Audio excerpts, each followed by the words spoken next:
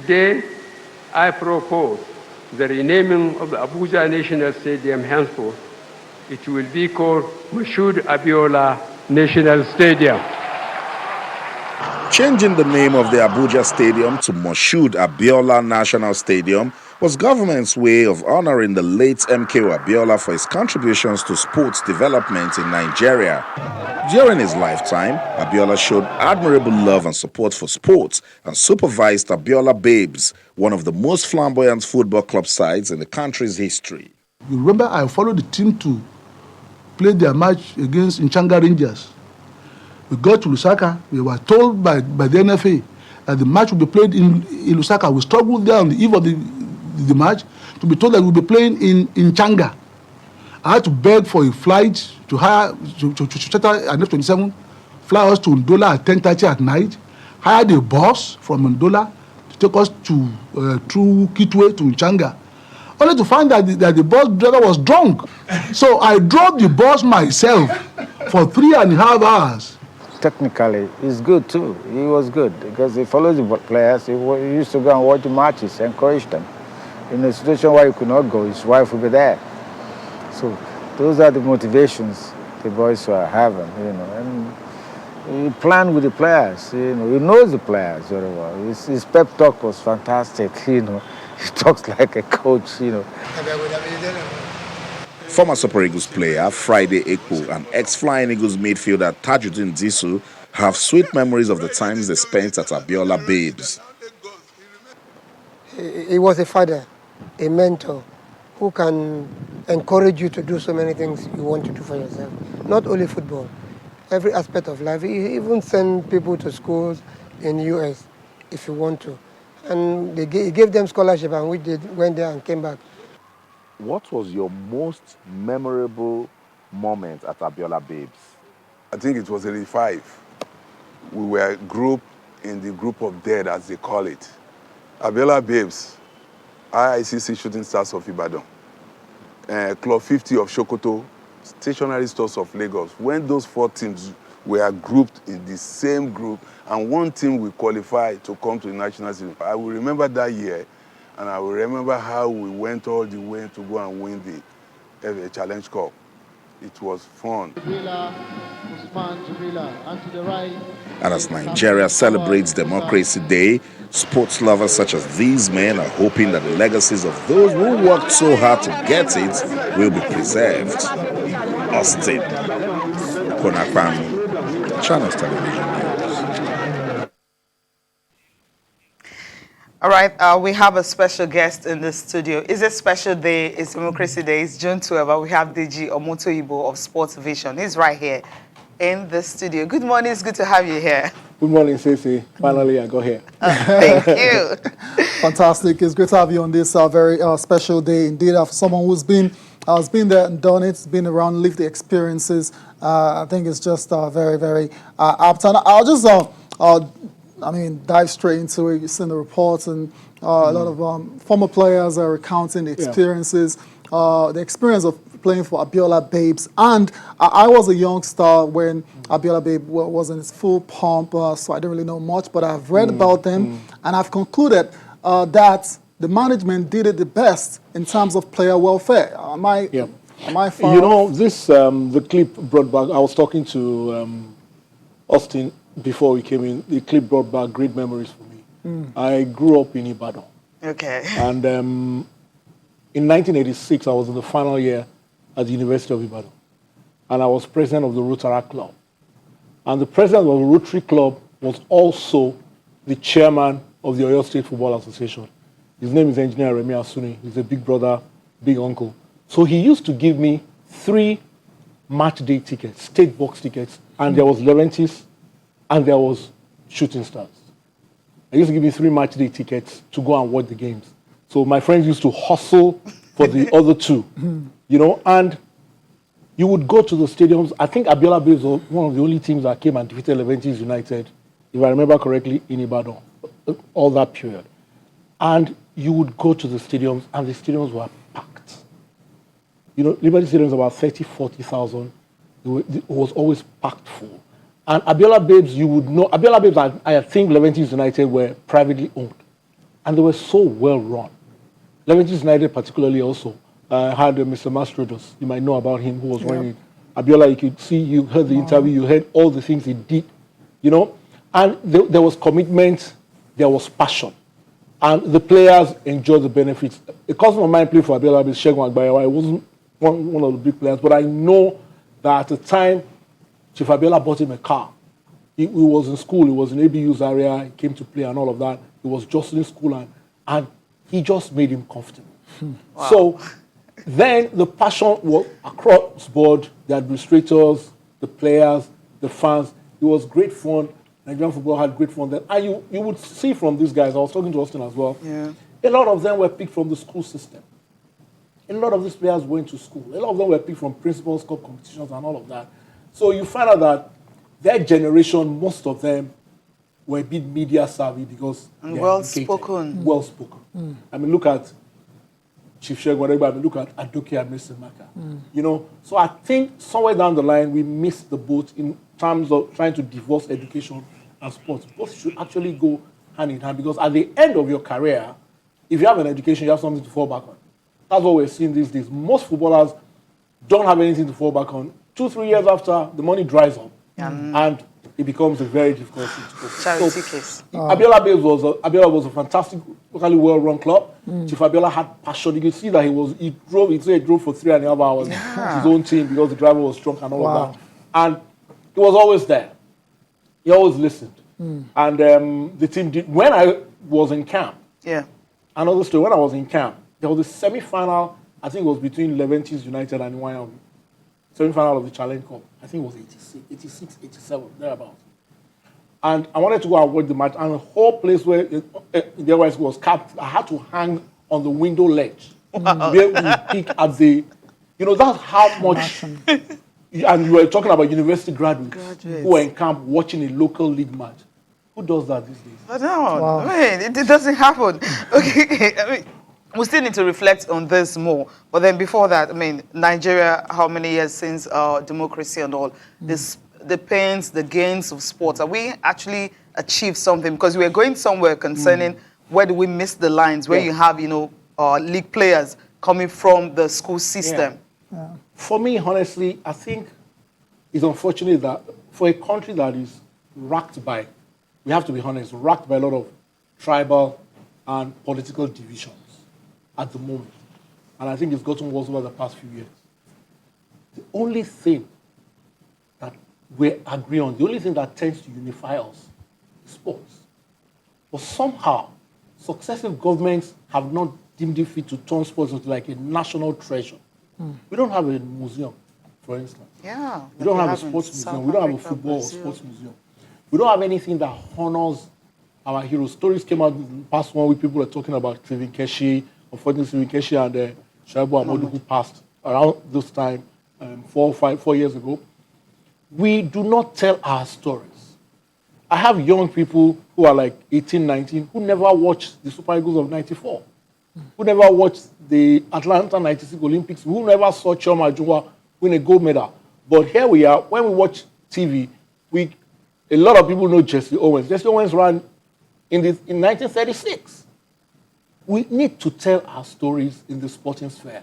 And we need to see that sports is something, you know, I think it was Nelson Mandela that said, sports appeals to youth in a way nothing else can. We also have a youth, the gentleman that came on the show before we came on, was talking about how we have such a huge youth population. Nothing appeals to youth more than sports. Absolutely. But we simply are seeing sports, I'm sorry to say, as recreation. We're not seeing it as a tool for youth engagement and possibly making a career of it. We're not seeing it as sports is a huge plank in education. You find schools these days that don't even have a football or sports playing field. That's all. I wonder how that can be a school.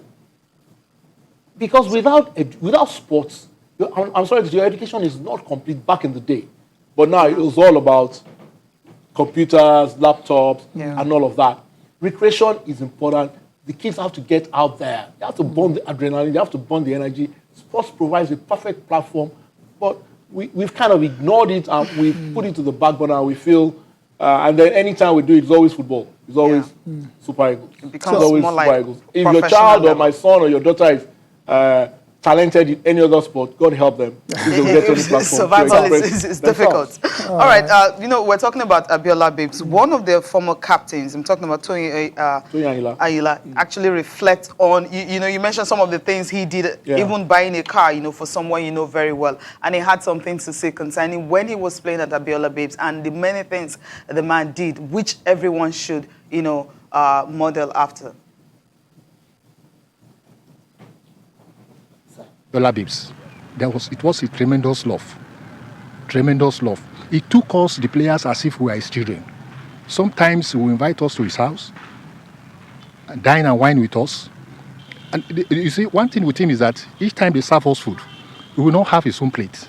He only take spoon and start eating with us from everybody. And he took us like his children. He want to know the problem we're having at home. And anybody that has any problem, if you are able to tell him, I bet you, he's going to solve that problem. And I can also tell you, one of those things that he did for us that make us to be great then, is that apart from the fact that he gave us signing on fee, he also gave us car loan to all the players that played or registered for Abiola Babes between 1985 and 87. Even before he disbanded the team, there are some players he gave car loan to a month to the disbandment. And when we disbanded the team, he never collected any money back from us. He asked us to go. So everybody went away with the money. So for you to know the essence, the man loved Abiola Babes. Now, let us be specific now. How can you quantify the support he gave to that club? Well, you see that supports our team is like a national team, in the sense that within Nigeria, if you are playing the league, for instance, if you are playing teams like Rangers, playing like a team from Paracourt, from Jos, from Kano, even sometimes from Benin, when we were playing insurance, we do go by air. We don't travel by air, by land. What we had then was that we had 2 buses for the team alone. We have other official cars. The 2 buses we have, one will convey the players from Abeokuta to Lagos. That is to the airport. The second one will go ahead of us to go and wait for us in the time we are going to play. So once we'll take maybe 2 days to the match. We'll get there before the first bus will go there, wait for us. The second bus will convey us from Abeokuta to Lagos. So that was what we were doing. And apart from that, he never owed us any money.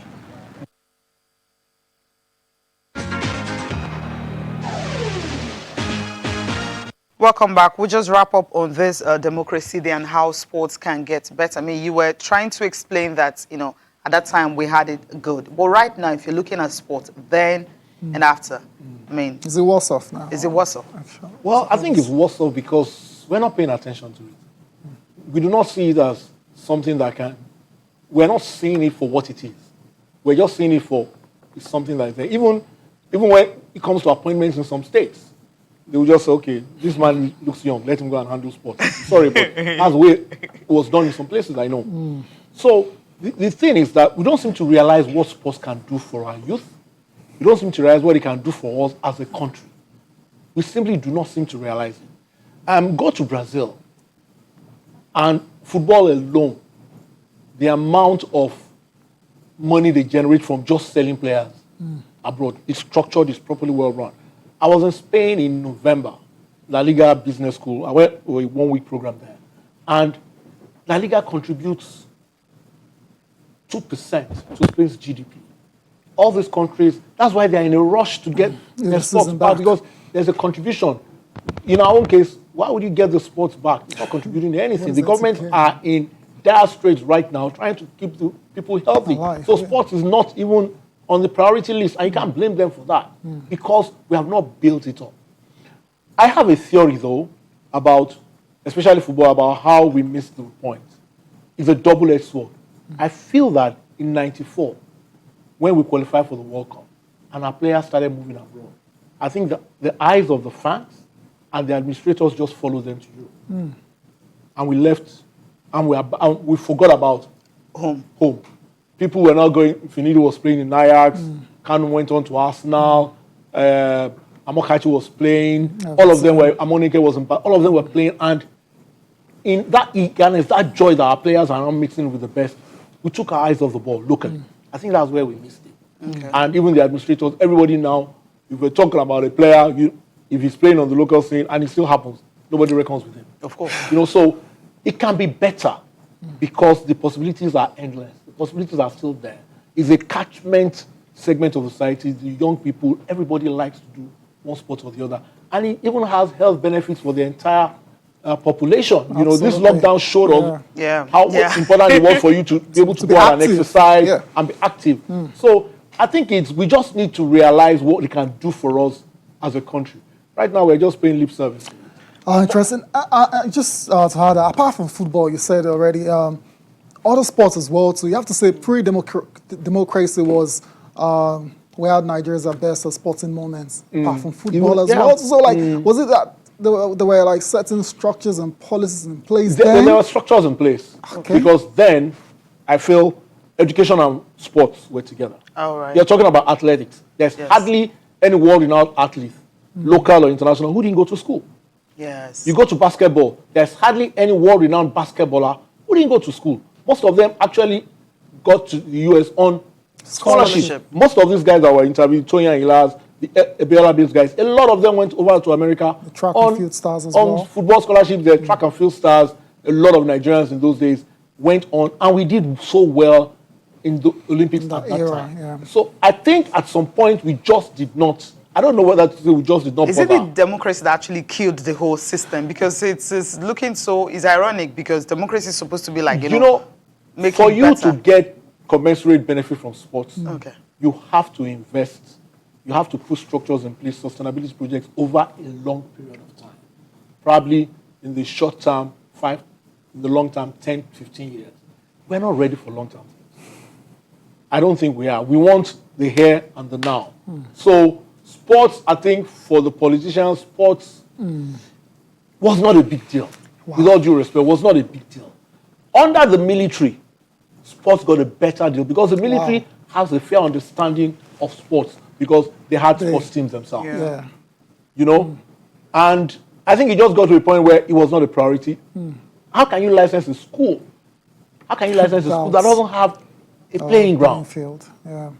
You are even killing the physical activity in those kids. And then, from a sociological perspective, when they don't have sports to burn that energy, they will burn it somewhere. They go to vices. And that's where I think we had an offshoot in all kinds of things. We don't seem to realize that for teenagers these days, beyond music, I have nothing against pop culture. Beyond music, how many kids living in the villages have access to basic sporting facilities? How many? So I think we feel, even you will even go into some high-profile estates in Lagos. Yes. They don't have they don't have so anything. How can we make it better? Let's just wrap this up and thankfully, something's been going on for the past couple of years. I hope it comes to fruition. I was involved with a bit with it. The Nigerian Economic Summit Group came up with a sports industry thematic group, Nkechi heads that group. Fortunately, the sports minister cottoned on to that and he's shown great interest. At the moment, they're working on a viable sports policy, a realistic sports policy that have both government and private sector on the table. It cannot work if you don't have both on the table. The private sector comes up with something and government is not in there. I've been invited to a few things in the past and I didn't go because it was only private sector.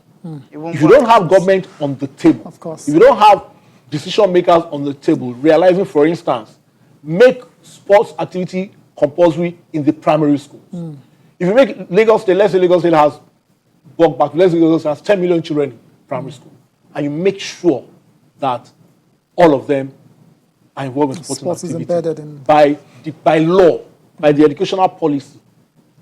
People who are selling sports goods, people who are selling tennis shoes and all that, it creates an industry. Yes. Because there is a demand. You are creating value. So we have to go back and do all of those. I'm happy that that is happening.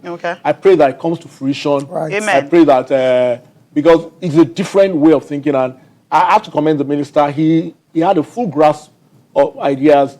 He's willing to make a change. Whether he will be able to push that change through, because he also needs permission from at the top. At the top. So we wish him all the best. But at least that thinking process is there, is changing. And even Lagos Business School, education as well, you attended, I think, last year. Sports business management programs, sports educational programs are coming up. And also we have to realize that sports, you might think sports is an all-comers affair. Sports is a specialized field.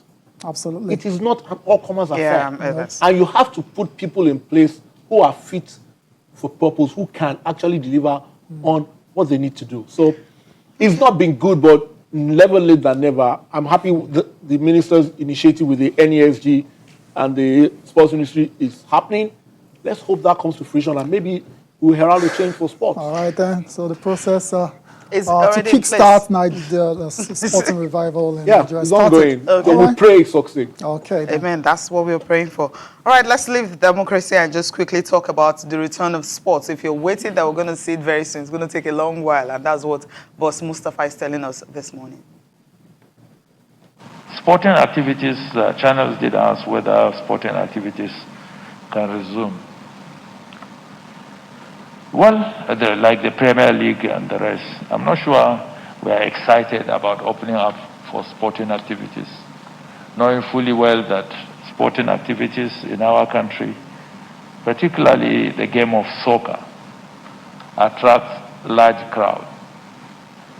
If our guideline says that large gatherings are banned except, not to exceed 20 people except for places of work, I don't see the excitement that will be achieved if we allow sporting activities, particularly soccer like the Premier League, to resume in an empty stadium.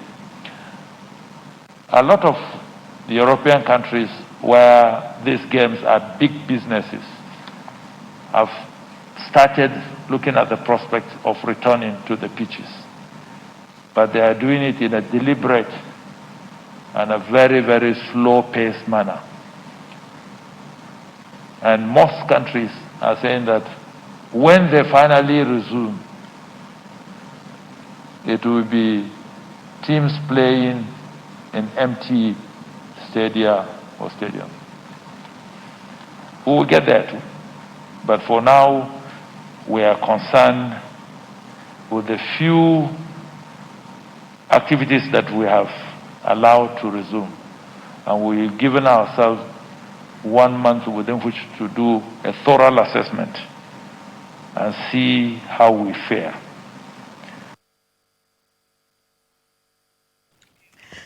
Your reaction, Deji, what do you think? Well, I'll just tell you guys off air that my company, we have a radio show. I dare to say popular radio show, with all sense of humility. And over the past few days, myself and my partner, Buddy, have been talking about why it's almost impossible to get sports back on the Nigerian terrain. And some people came on Twitter, they were talking let's be realistic. Let's get real. Let's get sentimental. Yes. With the way the numbers are rising every day. Right. I think over 300 in Lagos Yes. last night. Sports is not on the priority list of government at all right now. The priority is getting people safe and healthy, bringing down the numbers. Right. Before you even consider sports at all, the numbers have to come down considerably. And then the cost of the Premier League is bearing the brunt of the cost of testing. Right. It's not the British government. It is not realistic to ask a government, because I know most of the clubs are owned by governments. First question, have they even paid salaries of the players? For you to now say they'll spend probably millions on testing. It's unfortunate, but it is the way it is. So many sports have gone till next year because of this thing. The Premier Leagues, the La Ligas and all of that, I think Boss Mustafa alluded to that. Yeah. They form a substantial part of their economy. The La Liga, I know, employs 200,000 people, contributes 2% to the GDP. I'm sure when you do the numbers, Premier League has something similar, if not higher figures. Now, the governments realize these are contributory factors for our economy, and they have to get going. But look at the level of precautions they've taken to get to this point. You know, do we have the capacity financially to say we're going to be testing 20 teams, let's say 40 players, 800, 1,000 officials twice a week for the next 6-7 weeks? It's not a priority for government right now. The most important thing for government right now is to get people safe, get this pandemic down. And having sports on the front burner right now just doesn't cut it. So I feel for me, in essence, let's just reorganize, restart, reboot, and say, maybe let's hope things get better and plan for next season. You know? But I don't think it's even the National Sports Festival that they set up a committee. The National Sports Festival that they said setting up a committee is not realistic. It's not realistic. I would not let my child go to Benin for National Sports Festival because parents also even if it's December and maybe the numbers are really down. Because some of those kids are teenagers. Some of the for National Sports Festival, they're kids. You have to get permission from their parents, I think. I won't let my son or daughter go to Benin. Even when the numbers are down. If you are going to follow the procedures, that means you have to test the thousands of people that will go there. Is it realistic from a financial perspective? Let's be realistic. Everybody likes sports. We want it's our own. We need to report on sports. It's our own daily bread. But right now, the priority of the whole world has changed, and we have to get real here about this sporting. So I think Boss Mustafa just answered the questions of people to say. You will see even from his body language. He was surprised by the question. He's like, this man is talking about football. Are you serious? We have bigger problems right now. It's unfortunate, but it's the truth. Interesting, because we've had it several times, especially when you just mentioned the National Sports Festival at that time when the minister set up the committee and all, and of course MPFL coaches and some managers were like saying, okay, you're looking at National Sports Festival. What happens to the league? I think that's where the issue of can the league just return? Because if a minister can actually set up a committee, looking into how the possibility of having the National Sports Festival, then you can as well, have MPFL have committee as well. I think a club chairman, I don't know who, I think it was one that said, I can't even go back to my governor and ask for more money. Because the governor will look at you like, are you serious? Like, football, are you serious? So the thing is that we have a health crisis on our hands. So we need to focus on that. The government needs to focus on that. Let's get real. There's a major health crisis on our hands. And I personally know a couple of people that died from COVID-19 last week. So we have a health crisis on our hands. Football, sports, for now, unfortunately, is not on the front burner of government. And you cannot blame them for that. It's just the way it is. All right.